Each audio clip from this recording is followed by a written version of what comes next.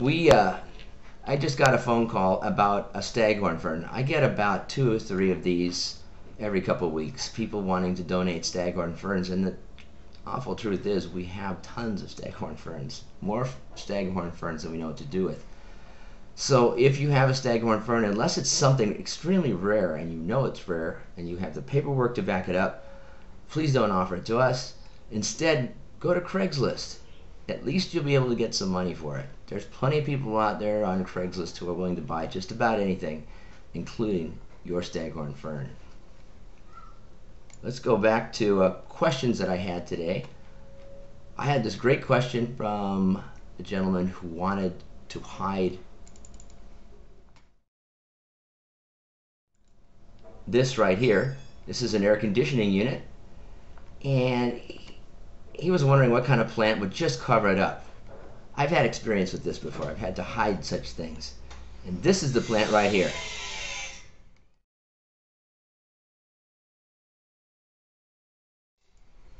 This is a Nandina domestica, also known commonly as heavenly bamboo. As you can see, this one's running about 4 to 5 feet. Perfect height to cover up a air conditioning unit. Once they're established, once a week is just fine on these things. No problems at all. And very tough, hardy plants too. Very tough, very hardy. Now, there's a lot of neat stuff blooming out there at in the Arboretum.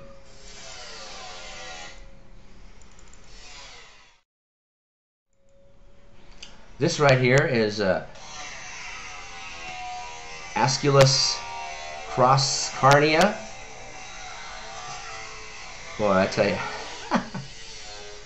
that sounds great. This is Asculus carnea, also known as Bure. It's a French flowered plant. This is kind of hiding out on the west side of the Bower lawn. Beautiful horse chestnut tree, and you really can't see it unless you go in a little bit. It's kind of hidden behind the crepe myrtles there. Do take a look at it. It's a gorgeous plant.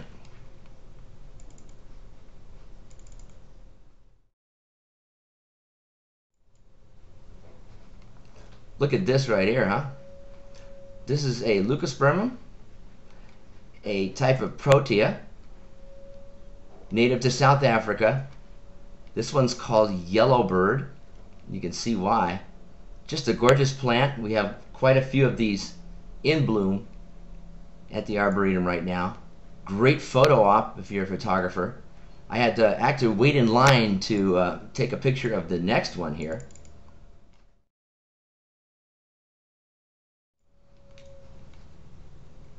This is another leucodendron. This one's called pom-pom. Isn't that just gorgeous? These are long-lasting blooms that make great cut flowers. Anybody can grow them, but you have to remember to grow them in an area that drains exceptionally well. We grow these on mounds of decomposed granite. That's why they do so well here.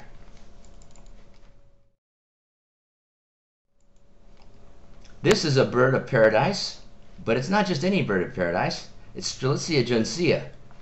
It has very grassy, spiky leaves, and it's got really nice blooms on it, and the blooms contrast quite nicely, as you can see, with the foliage.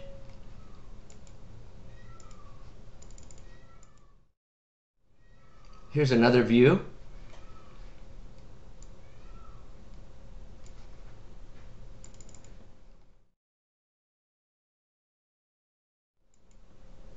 This is a crinum that is blooming just south of the Madagascar section, our Madagascar spiny forest.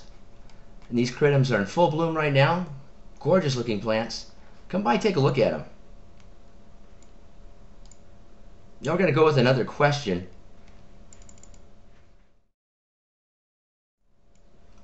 I had a call about a grapefruit tree. This is located in the city of Riverside.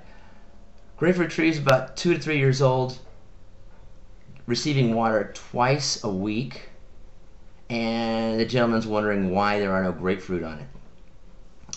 Well, There's no grapefruit on it because it's actually receiving way too much water.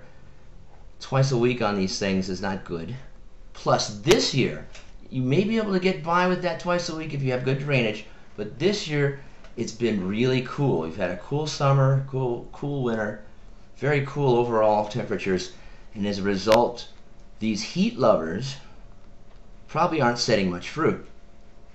Now what'll happen even if they do set fruit and we have a cool summer, these will just sit there, they won't ripen, and they'll taste awful if you try to eat them. So some of these varieties need heat. There are some varieties that don't need a lot of heat, but even those varieties will perform poorly in overly cool areas. Inland valleys are the only place you want to think about even trying grapefruit. Ideally, you want to grow these out in Palm Springs.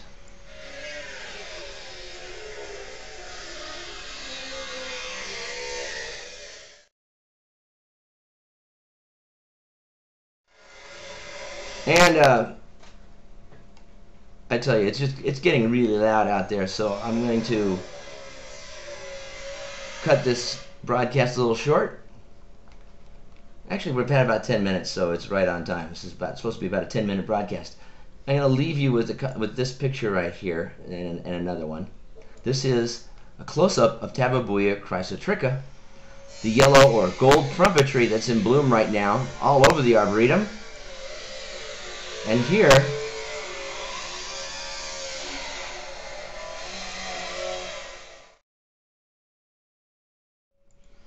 is a nice close-up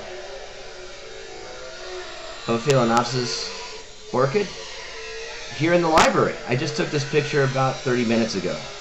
Isn't that gorgeous?